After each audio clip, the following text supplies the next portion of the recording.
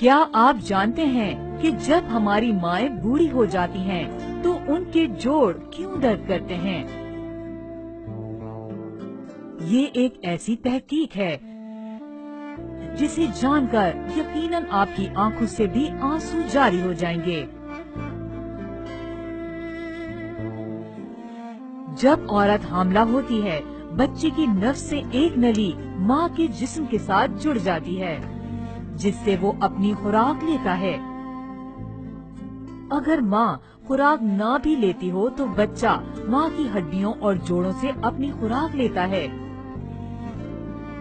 जिसकी वजह से माँ की हड्डियाँ और जोड़ कमजोर हो जाते हैं।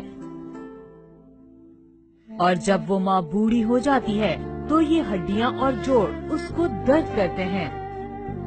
और हम में से अक्सर लोग माँ से कहते हैं कि आपने हमारे लिए किया ही क्या है। अपनी जबान की सख्ती उस माँ पर मत दिखाओ जिसने तुम्हें पाल पोस कर इस काबिल बनाया है।